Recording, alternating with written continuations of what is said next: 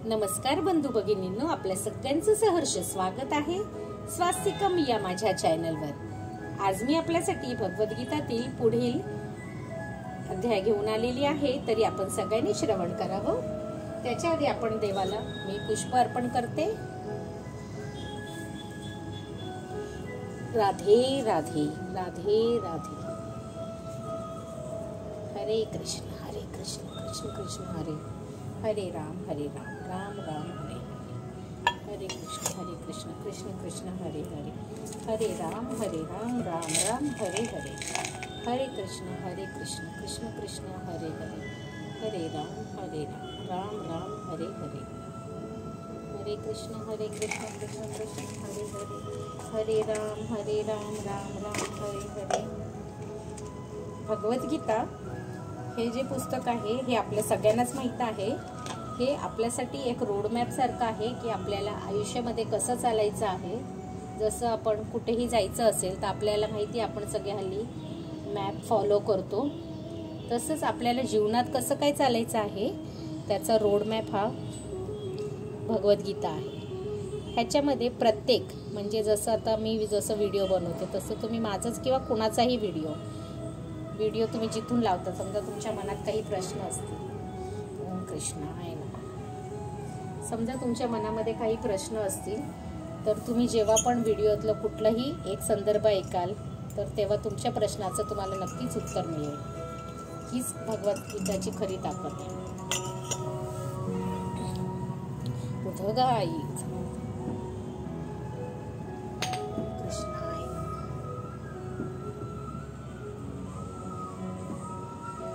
नैवेद्य अर्पण करते। नैवेद्यं समर्पयामि नैवेद्यं समर्पयामि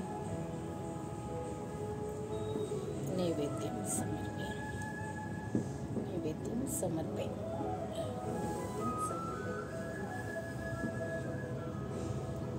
नैवेद्यं समर्पयामि।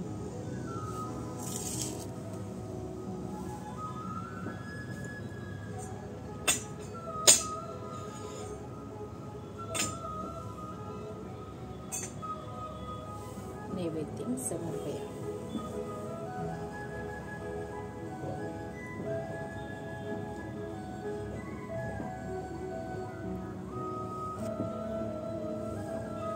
चला मग आजच्या अध्यायाला सुरुवात करूया। आणि आपल्याला जर माझे व्हिडिओ खरंच आवडत असतील तर आपण माझ्या चॅनलला सबस्क्राईब करा, माझ्या व्हिडिओला लाईक करा आणि कमेंटमध्ये राधे कृष्ण लिहायला विसरू नका। मी ह्याच्या आधी कधीच कृष्ण आणि राधाची अशी मूर्ती वेगळी नव्हती ठेवलेली। तुम्हाला एक शेअर करायचं होतं, ही जी मूर्ती आहेत कृष्णाची आणि राधाची, ही माझं जे यल्लम्मा देवीचा जग आहे ना, तर त्याच्या साईडला आपण जे पण रती लावतो किंवा मूर्ती लावतो देवाची, त्याच्यामधल्या मूर्ती। पण आज पहिल्यांदाच असा योग आला आहे की ह्यांची इथे पूजा वेगळी होती आणि हे बघून मला फारच आनंदही होत आहे। चला मग व्हिडिओ सुरुवात करते।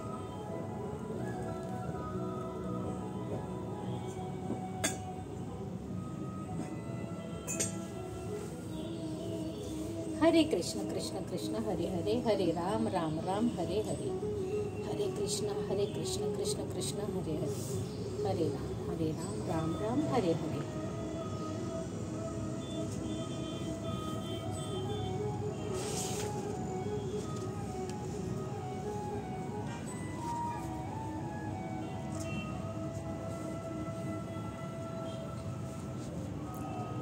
श्री गणेशाय नमः। श्री सरस्वतीभ्यो नमः। अल्पज्ञानी उपोद्घात। अल्पज्ञानी लोक परमसत्याला निर्विशेष मानतात, परंतु वैदिक शास्त्राप्रमाणे परमसत्य म्हणजे एक दिव्य व्यक्ती आहे। नित्योनित्यांना चेतश्वरे नानम। कठोपनिषद 2:2-13। ज्याप्रमाणे आपण सर्व जीवात्म्यांना स्वतःचे स्वरूप आहे, त्याप्रमाणे परमसत्य सुद्धा अखेर एक व्यक्तीच आहे आणि या पुरुषोत्तम भगवंताचा साक्षात्कार म्हणजे त्यांच्या इतर सर्व दिव्य स्वरूपाचा पूर्ण साक्षात्कार होय। परमसत्य निराकार आहे, जे जर ते निराकार किंवा दुसऱ्या कोणत्या तरी वस्तूहून न्यून असते तर ते पूर्ण होऊ शकले नसते. पूर्णत्वात आपल्या अनुभवांपलीकडचे सर्व काही समाविष्ट असले पाहिजे, नाही तर त्याला परिपूर्ण म्हणता येणार नाही. परमेश्वर किंवा पुरुषोत्तम यांच्या शक्ती अमर्याद आहेत. आपल्या विविध शक्तींद्वारे भगवान श्रीकृष्ण कसे कार्य करतात याचे वर्णन देखील भगवद्गीतेमध्ये केले आहे. आपण राहत आलेले हे भौतिक किंवा दृश्य जगतही स्वतःमध्ये पूर्ण आहे, कारण सांख्य तत्वज्ञानानुसार ज्या 24 तत्वांचे हे भौतिक विश्व एक तात्पुरती अभिव्यक्ती आहे, त्या 24 तत्वांची पूर्णपणे जुळवाजुळव करून या विश्वाच्या निर्वाहाकरिता पूर्ण साधने निर्माण करण्यात आली आहे. या जगात कोणतीही वस्तू अनावश्यक नाही किंवा येथे आणखीन एखाद्या वस्तूची गरज देखील नाही.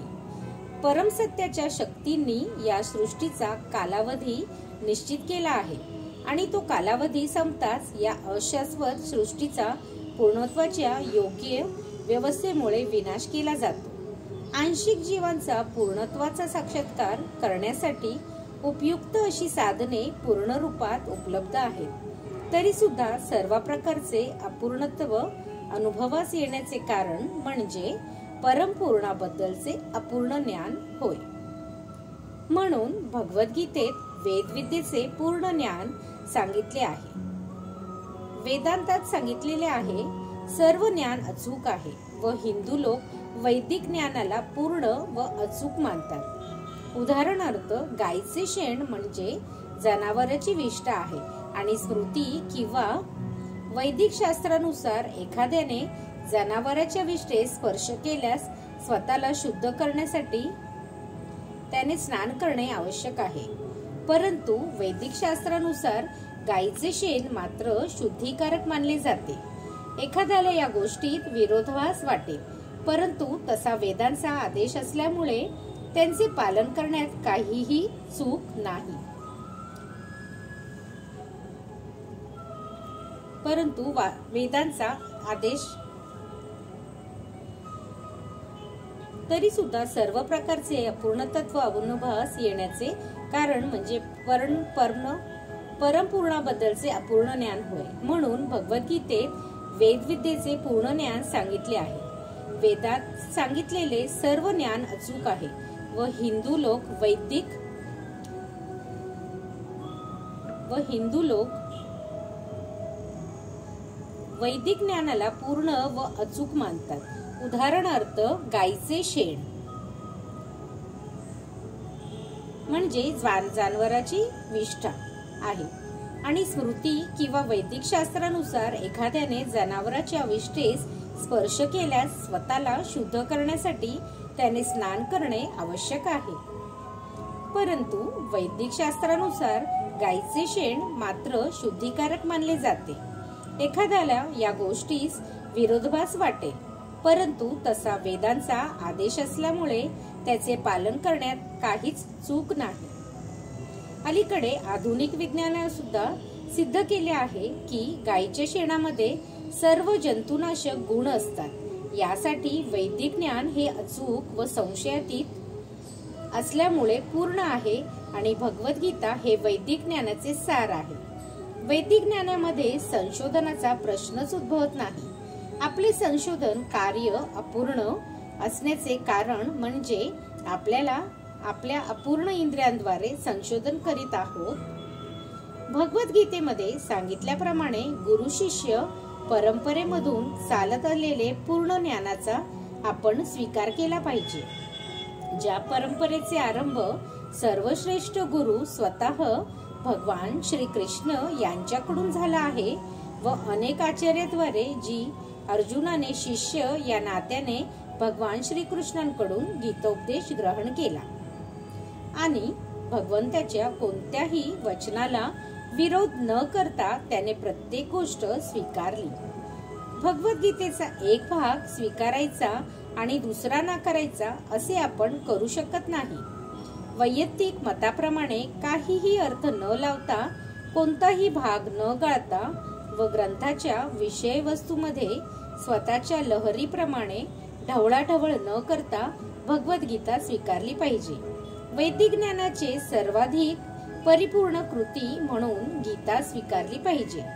वैदिक ज्ञानाचा उगम दिव्य आहे आणि या ज्ञानाचे पहिले वचन साक्षात परमेश्वराच्या श्रीमुखातून बाहेर आले आहे.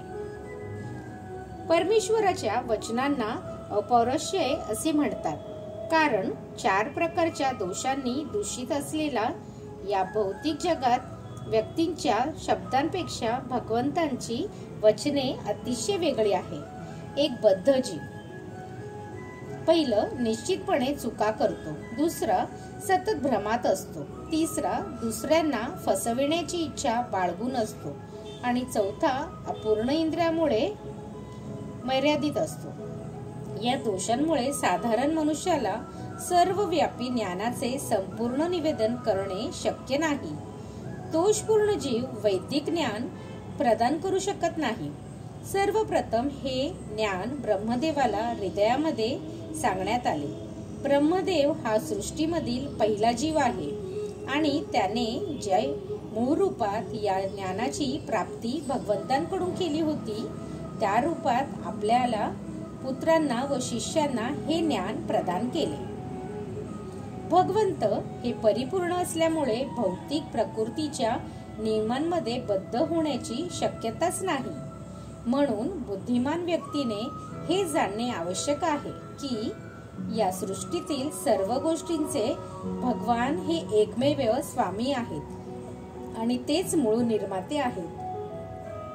इतकेच नव्हे तर ब्रह्मदेवाचेही जनक आहेत. 11व्या अध्यायामध्ये भगवंतांना प्रपितामह म्हणून संबोधण्यात आले आहे, कारण ब्रह्मदेवाला पितामह असे सामान्यतः संबोधले जाते. भगवंत हे पितामह यांचे सुद्धा जनक आहेत. यासाठी कोणत्याही व्यक्तीने कोणत्याही गोष्टीवर स्वतःचा हक्क गाजवू नये आणि भगवंतांनी आपल्यासाठी जो हिस्सा काढून ठेवला आहे त्याच गोष्टींचा त्याने स्वीकार करावा. भगवंतांनी आपल्याकरिता जो वाटा बाजूला काढून ठेवला आहे त्याचा उपयोग आपण कसा करावा याची अनेक उदाहरणे दिलेली आहेत. याचे वर्णन भगवद्गीतेमध्ये सुद्धा केले आहे. कुरुक्षेत्रावरील युद्धभूमीमध्ये सर्वप्रथम आपण लढू नये असे अर्जुनाने ठरविले. हा त्याचा स्वतःचा निर्णय होता. अर्जुनाने भगवंतांना सांगितले की स्वतःच्या नातलगांना ठार मारून राज्य उपभोगण्यासाठी आपली इच्छा नाही. हा निर्णय शारीरिक स्तरावर आधारित होता, कारण तो स्वतःला शरीर समजत होता आणि त्याचे भाऊ, भाचे, पुतणे, मेहुणे, आजोबा हे देह संबंधी होते. म्हणून त्याला आपल्या शारीरिक गरजांची पूर्ती करणे आवश्यक आहे असे वाटत होते. अर्जुनाचा हा दृष्टिकोन बदलण्यासाठीच भगवंतांनी भगवद्गीता सांगितली. सरते शेवटी अर्जुन जेव्हा सांगतो की करिष्ये वचनम तव, तुमच्या शब्दाप्रमाणे वागेल, तेव्हा तो भगवंताच्या मार्गदर्शनानुसार कार्य करण्याचा निर्धार व्यक्त करतो. या जगात मनुष्यांनी कुत्र्या मांजऱ्याप्रमाणे भांडणे योग्य नाही. मनुष्य जीवनाचे महत्व जाणण्या इतपत आणि सामान्य पशुप्रमाणे भांडण्याचे नाकारा इतपत मनुष्याने बुद्धिमान असणे आवश्यक आहे. मनुष्याने जीवनाचे ध्येय जाणले पाहिजे व हे जाणण्यासाठी आवश्यक ते मार्गदर्शन वैदिक शास्त्रामध्ये केले आहे आणि त्याचे सार भगवद्गीतेमध्ये देण्यात आले आहे. वैदिक साहित्य हे जनावरांसाठी नसून मनुष्यांसाठी आहे. पशु इतर पशूंची हत्या करू शकतात, कारण त्यांच्या बाबतीत पापाचा नाश प्रश्नच उद्भवत नाही. पण जर एखाद्या मनुष्याने स्वतःच्या अनियंत्रित जीवा तृप्तीकरिता प्राण्यांची हत्या केली तर तो निसर्ग नियमाचे उल्लंघन केल्याबद्दल शिक्षेस जबाबदार ठरतो. भगवद्गीतेमध्ये स्पष्टपणे असे विश्लेषण करण्यात आले आहे की भौतिक प्रकृतीच्या विविध गुणानुसार 3 प्रकारचे कर्म असतात. उदाहरणार्थ सत्व गुणातील कर्म, राजस आणि तामस गुणातील कर्मे. त्याचप्रमाणे 3 प्रकारचा आहार उदाहरणार्थ सत्वगुणयुक्त आहार, राजसिक आणि तामसिक गुणयुक्त आहार या सर्वांचे स्पष्टपणे आणि विस्तृत रूपात विश्लेषण केले आहे आणि भगवद्गीतेतील आदेशाचा जर योग्य उपयोग आपण केला तर आपले संपूर्ण जीवन शुद्ध बनते. सरतेशेवटी आपण भौतिक विश्वाच्या पलीकडे असलेले आपले ऐच्छिक अथवा इस्पित ध्येय गाठू शकतो. या इस्पित ध्येयाला सनातन शाश्वत किंवा दिव्य जगत म्हटले जाते. या भौतिक जगामध्ये सर्व काही क्षणभंगुर आहे हे आपण पाहू शकतो. याची निर्मिती होते, हे काही काळ स्थित राहते, काही अंशाची निर्मिती करते, क्षीण होते आणि शेवटी नाश पावते. हाच या भौतिक जगाचा नियम आहे. मग ते शरीर असो, फळ असो वा इतर काहीही असो. पण या क्षणिक जगतापलीकडचे दुसरे असे एक जग आहे ज्याच्याबद्दल आपल्याला माहिती आहे. ते जग स्वरूपतः सनातन किंवा शाश्वत आहे. 11व्या अध्यायामध्ये जीव तसेच भगवान दोघांनाही सनातन म्हणण्यात आले आहे.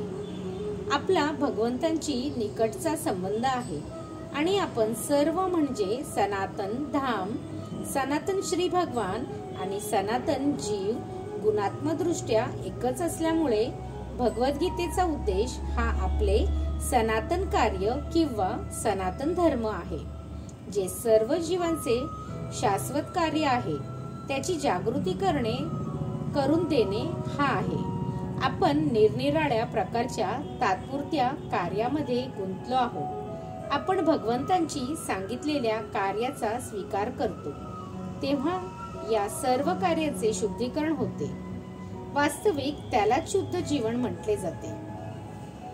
ज्याप्रमाणे जीव हे सनातन आहेत त्याप्रमाणे भगवंत आणि त्याचे दिव्य धाम दोन्हीही सनातन आहेत व भगवंत आणि जीव यांचे सनातन धामामध्ये संयुक्तपणे मिलन होणे हे मानवी जीवनाचे पूर्णत्व आहे. जीव हे भगवंताचे पुत्र असल्यामुळे भगवंत जीवांबद्दल अत्यंत दयाळू आहेत. भगवद्गीतेमध्ये भगवंत घोषित करतात की सर्व योनिषु अहम बीजप्रदः पिता, मी सर्वांचा पिता आहे. अर्थात ज्याच्या त्यांच्या विविध कर्मानुसार सर्व प्रकारच्या योनीमध्ये जीव आहेत. पण भगवंत या ठिकाणी दावा करतात की ते या सर्वांचेच पिता आहेत. यासाठी पतित आणि बद्ध जीवांचा उद्धार करण्यासाठी तसेच त्यांना सनातन शाश्वत धामामध्ये पुन्हा बोलवण्यासाठी भगवंत अवतार घेतात. सनातन धामामध्ये प्रवेश केल्यामुळे जीव पुन्हा भगवंताच्या सहवासात आपले शरीर प्राप्त करतात. स्वतः भगवान विविध अवतार धारण करतात किंवा आपल्या विश्वासू सेवकांना पुत्र, पार्षद अथवा आचार्य म्हणून बद्ध जीवांचा उद्धार करण्यासाठी पाठवितात. यावरून सिद्ध होते की सनातन धर्म हा कोणत्याही भौगोलिक धर्माच्या पद्धतीपुरताच मर्यादित नसून ते शाश्वत भगवंतांची संबंध असणारे शाश्वत जीवांचे शाश्वत कार्य आहे. पूर्वी सांगितल्याप्रमाणे सनातन धर्म म्हणजेच जीवांचे शाश्वत कार्य होय. श्रीपाद रामानुजाचार्य सनातन शब्दांचा अर्थ असा सांगतात की ज्याला आरंभही नाही आणि अंतही नाही. म्हणून ज्यावेळी आपण सनातन धर्माबद्दल बोलतो तेव्हा श्रीपाद रामानुजाचार्यांच्या प्रमाणेच आधारावर आपण समजले पाहिजे की त्याला आरंभही नाही आणि अंतही नाही. इंग्रजी भाषेतील रिलिजन शब्द हा सनातन धर्म या शब्दापासून थोडा भिन्न आहे. रिलिजन शब्दावरून विश्वास या कल्पनेची जाणीव होते आणि विश्वास हा बदलू शकतो. एक विशिष्ट पद्धतीवर एखाद्याचा विश्वास असू शकतो आणि ती व्यक्ती विश्वास बदलून दुसऱ्या पद्धतीचा अवलंब करू शकते, परंतु कधीच बदलू शकत नाही. अशा कार्याला उद्देशून सनातन धर्म असे म्हटले जाते. उदाहरणार्थ पाण्यापासून द्रवरूपता जशी वेगळी करता येत नाही किंवा अग्नीपासून उष्णता जशी वेगळी करता येत नाही, त्याप्रमाणे शाश्वत जीवाचे शाश्वत कार्य त्याच्यापासून अलग करता येत नाही। सनातन धर्म शाश्वत काळासाठी जीवाची संलग्न आहे। म्हणून ज्यावेळी आपण सनातन धर्माबद्दल बोलतो तेव्हा श्रीपाद रामानुजाचार्यांच्या प्रमाणावरून आपण निश्चितपणे जाणले पाहिजे की त्याला आरंभ आणि अंत दोन्हीही नाही। ज्याला आदी अंत काहीच नाही ते सांप्रदायिक असू शकत नाही, कारण त्याला कोणत्याही प्रकारच्या बंधनाने सीमित करता येत नाही। जे सांप्रदायिक पंथाचे आहेत ते सनातन धर्माला सुद्धा चुकीचे सांप्रदायिक समजतील, परंतु आपण या विषयात सखोल ज्ञान प्राप्त केले पाहिजे व आधुनिक विज्ञानाचे प्रभावामध्ये याचा विचार केल्यास आपल्याला आढळून येईल की सनातन धर्म या जगातील नव्हे तर संपूर्ण सृष्टीतील जीवांचा आहे। सनातन धर्माहून इतर ज्या धार्मिक श्रद्धा आहेत त्यांना मानवी इतिहासाच्या वृत्तांमध्ये आरंभ असू शकतो, पण सनातन धर्माच्या इतिहासाला प्रारंभच नाही, कारण या शाश्वतरित्या जीवाबरोबरच संलग्न असतो। जीवांना आदी आणि अंत नाही अशी मते प्रमाणित शास्त्रे जीवांच्या संदर्भात सांगतात। गीतेमध्ये सांगण्यात आले आहे की जीवाचा कधी जन्म होत नाही किंवा मृत्यूही होत नाही, तो शाश्वत आणि अविनाशी आहे। क्षणभंगुर भौतिक शरीराच्या विनाशानंतर सुद्धा तो अस्तित्वातच राहतो। सनातन धर्माच्या संकल्पनेबाबत विचार करताना आपण धर्माचे स्वरूप मूळ संस्कृत शब्दांच्या अर्थावरून जाणणे आवश्यक आहे। धर्म म्हणजे एखाद्या गोष्टीचे नित्य संबंधित असणारा गुण होय। आपण गृहीत धरून चालतो की अग्नीबरोबर उष्णता आणि प्रकाश आहे आणि उष्णता व प्रकाश यांच्याशिवाय अग्नी हा शब्दच अर्थहीन आहे। याचप्रमाणे जीवाच्या अशा अनिवार्य भागाचा आपण विचार केला पाहिजे की जो जीवाचा नित्य संबंधी भाग किंवा गुण म्हणजेच जीवाचा शाश्वत धर्म होय। ज्यावेळी सनातन गोस्वामींनी श्री चैतन्य महाप्रभूंना प्रत्येक जीवाच्या स्वरूपाबद्दल विचारले त्यावेळी चैतन्य महाप्रभूंनी उत्तर दिले की जीवाचे स्वरूप अथवा वैज्ञानिक स्थिती म्हणजे श्री भगवान यांची सेवा करणे होय। आपण चैतन्य महाप्रभूंच्या विधानाचे जर विश्लेषण केले तर आपल्याला सहजपणे दिसून येईल की प्रत्येक जीव हा दुसऱ्या जीवाची सतत सेवा करण्यामध्ये गुंतलेला असतो आणि असे करताना जीवन उपभोगीत असतो। ज्याप्रमाणे सेवक मालकाची सेवा करीत असतो त्याचप्रमाणे खालच्या स्तरावरील पशु मानवाची सेवा करीत असतात। अ हा ब मालकाची सेवा करतो, ब हा क मालकाची आणि क हा ड मालकाची सेवा करतो इत्यादी। याप्रमाणे आपण पाहू शकतो की एक मित्र दुसऱ्या मित्राची सेवा करतो, माता आपल्या पुत्रांची, पत्नी पतीची आणि पती आपल्या पत्नीची सेवा करतो इत्यादी। जर आपण या पद्धतीने जगण्याचा प्रयत्न केला तर दिसून येईल की समाजामध्ये सेवेच्या बाबतीत कोणताच अपवाद आढळून येणार नाही। एखादा राजकारणी जनकल्याणार्थ सेवेची क्षमता वाढविण्याचा जाहीरनामा जनतेमध्ये प्रस्तुत करतो, म्हणून मतदार आपले मौल्यवान मत त्या व्यक्तीला समाजाची मौल्यवान सेवा करावी म्हणून देतात। दुकानदार ग्राहकांची आणि कारागीर भांडवलदाराची सेवा करतो, भांडवलदार आपल्या कुटुंबाची सेवा करतो आणि कुटुंब शाश्वत जीवाच्या शाश्वत सेवा क्षमतेप्रमाणे राष्ट्राची सेवा करते। श्री राधा कृष्ण पर्णमस्तु। शुभम भवतु, शुभम भवतु, शुभम भवतु, शुभम भवतु। हरे कृष्ण कृष्ण कृष्ण हरे हरे, हरे राम राम राम हरे हरे. राधे कृष्ण राधे कृष्ण राधे कृष्ण.